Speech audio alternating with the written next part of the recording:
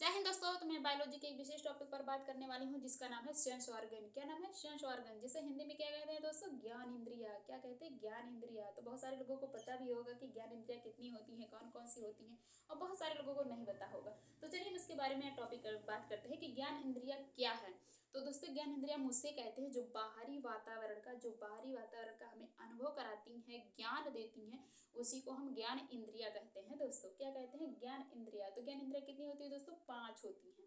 कितनी होती है? 5। पहला जो होता है वो त्वचा होता है, त्वचा जिसे हम इंग्लिश में स्किन कहते हैं। और दूसरा जो होता है कान, जो हम कान से सुनते हैं, जिसे इंग्लिश में ईयर कहते हैं। तीसरा जो होता है आँख, जो आँख से हम देख रहे हैं, और इसे इंग्लिश में आई कहते हैं। और चौथा जो होता है जीभ, जो जीभ से हम बोल रहे हैं, स्वाद लेते हैं, बोल रहे हैं ना, स्वाद लेते हैं। और लास्ट वाला जो होता है वो नाक होता है। क्या होता है? नाक। नाक जिससे हम सूंघते हैं क्या महक रहा है और क्या नहीं।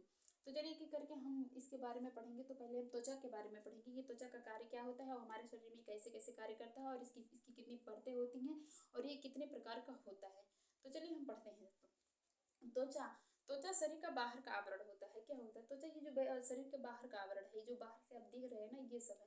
त्वचा शरीर के बाहर का आवरण है जो संपूर्ण शरीर को ढकता है। त्वचा जो पूरे शरीर को ढकता है, त्वचा शरीर के बाहर का आवरण होता है, और त्वचा शरीर के संपूर्ण शरीर को ढकता है। और दोस्तों अगर कोई आपसे ये पूछे कि शरीर का सबसे बड़ा अंग कौन होता है, तो आप क्या बताएंगे? क्या बताएंगे? आपको ये बताना होगा कि शरीर का सबसे बड़ा अंग त्वचा होती है। कौन सी होती है? त्वचा होती है। और अगर कोई ये पूछे कि शरीर में सबसे बड़ा अंग कौन होता है, तो आपको बताना होगा लीवर। क्या बताना है? लीवर। अगर ये पूछे शरीर में सबसे बड़ा अंग कौन है, तो आपको लीवर बताना है। अगर ये पूछे शरीर में का सबसे बड़ा अंग कौन है, तो आपको त्वचा बताना है दोस्तों। तो चलिए पढ़ते हैं त्वचा कितने प्रकार की होती है। तो दोस्तों ये 2 प्रकार की होती है। पहला जो होता है वाह त्वचा होती है, जिसे इंग्लिश में हम एपिडर्मिस के नाम से जानते हैं। किसके नाम से जानते हैं? एपिडर्मिस के नाम से जानते हैं। और इसे निर्जीव परत के नाम से भी जानते हैं। वाह त्वचा को हम क्या किसके नाम से जानते हैं? निर्जीव परत के नाम से भी जानते हैं, क्योंकि इसमें रुधिर वाहिनियां नहीं पाई जाती है ना। इसमें ब्लड उलड ऊपर से कहाँ बह रहा है? कहीं बह रहा है? कहीं नहीं बह रहा है ना। ब्लड रुधिर कुछ नहीं, रुधिर वाहिनियां कुछ नहीं पाई जाती ना। इसे हम निर्जीव परत के नाम से भी जानते हैं, और इंग्लिश में एपिडर्मिस कहते हैं। ये कितनी परतें होती है इसकी? 3 परतें होती हैं दोस्तों। कितनी? 3 होती हैं। अब लास्ट वाला देखते हैं आंतरिक त्वचा, जिसे हम इंग्लिश में डर्मिस के नाम से जानते हैं। किसके नाम से जानते हैं? डर्मिस के नाम से। और इसको सजीव परत के नाम से भी जानते हैं दोस्तों। किसके नाम से? सजीव परत के नाम से भी जानते हैं, क्योंकि इसमें रुधिर वाहिनियां बहती हैं। क्या होती है? रुधिर वाहिनियां बहती हैं, ब्लड बहता है, अंदर रक्त पाया जाता है ना। तो इसको हम सजीव परत के नाम से भी जानते हैं दोस्तों। और इसकी कितनी परतें होती है? आंतरिक त्वचा के 2 परत होती हैं। कितने परत होती है? 2 परत होती है। पहला जो होता है वो पैपिलरी लेयर होता है। कौन सा लेयर होता है? पैपिलरी लेयर होता है। और दूसरा जो होता है वो रेटिकुलर लेयर होता है। कौन सा होता है? दूसरा रेटिकुलर लेयर होता है। तो चलिए दोस्तों हम इसका कार्य जानते हैं कि त्वचा का कार्य कैसा होता है, हमारे शरीर में किस प्रकार से ये काम करता है। जैसे आपके घर में बहुत सारे सदस्य रहते हैं ना, सबका अलग अलग कार्य होता है ना, अपना अपना काम सब अलग अलग करते हैं ना। ठीक उसी प्रकार से हमारा त्वचा है, कैसे कार्य करता है और हमारे शरीर में किस प्रकार ये महत्वपूर्ण है। तो कार्य को जानते हैं। त्वचा रक्षा कैसे करती है, हमारे शरीर को रक्षा कैसे करती है। जैसे कोई आपको कीटाणु ऐसे डंक मार रहा है, बिच्छू मारती है, तो आपकी त्वचा ही तो रक्षा करती है। त्वचा तो ही रक्षा करती है। और ये भी आप सुबह में बैठते हैं मॉर्निंग में, तो आप विटामिन डी भी लेते हैं। सूर्य की रोशनी आपके जब शरीर में पड़ती है तो आप क्या लेते हैं? विटामिन डी लेते हैं। जैसे विटामिन डी से हमें क्या मिलता है? कैल्शियम तथा फास्फोरस मिलता है। क्या मिलता है? कैल्शियम तथा फास्फोरस मिलता है, जो आपके दांतों और हड्डियों को मजबूत बनाता है। क्या करता है? दांतों और हड्डियों को मजबूत बनाता है। फिर देखते हैं ताप। ताप क्या होता है इसकी? 37 डिग्री सेंटीग्रेड से लेकर के 98.6 फ़ारेनहाइट होता है। कितना होता है? तो जब 98.6 फ़ारेनहाइट होता है। फिर त्वचा जो होती है वो उत्सर्जन का भी कार्य करती है दोस्तों। किसका? उत्सर्जन का भी कार्य करती है। उत्सर्जन, जैसे आपके शरीर में वो अपशिष्ट पदार्थ होते हैं, उसको बाहर निकालने का कार्य भी त्वचा ही करती है।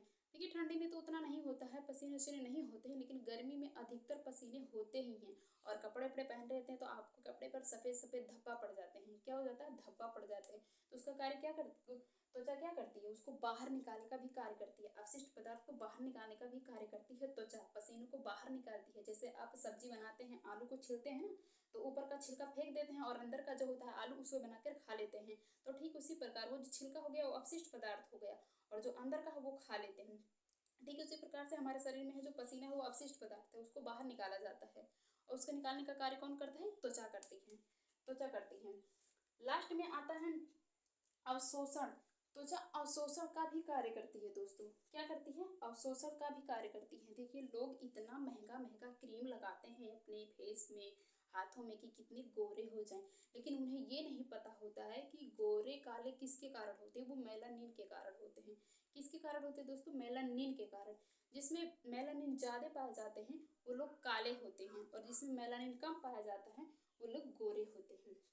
तो त्वचा जो होती है वो अवशोषण का भी कार्य करती है, जैसे कि दवा, क्रीम, तेल आदि। दवा, क्रीम, तेल आदि, जैसे कि कहीं आप जल जाते हैं, जब जल जाते हैं या फिर किसी के दाद हो जाती है, खुजली हो जाती है, तो लोग क्रीम व्रीम लगाते हैं, नहीं मलहम वलहम लगाते हैं ना, ऊपर से क्रीम लगाते हैं, मलहम लगाते हैं, तो वो अवशोषण का काम भी करती है, अब्जॉर्ब भी करती है। कौन करती है? त्वचा करती है।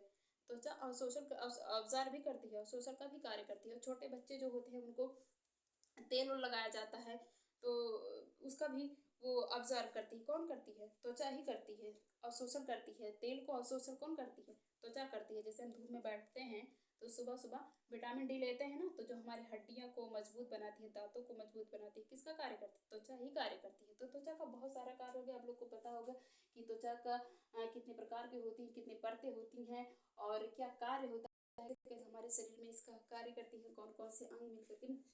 तो आपको यहाँ तक तो पता ही हो गया होगा कि मैं बता दी हूँ, और त्वचा के बारे में तो सब कुछ पता ही चल गया। अगले वीडियो में कान के बारे में पढ़ेंगे दोस्तों। किसके बारे में? कान के बारे में पढ़ेंगे, पूरा डिटेल से पढ़ेंगे और सब कुछ आप लोग को अच्छे से बताएंगे। तो फिर मिलते हैं अगले वीडियो में। धन्यवाद।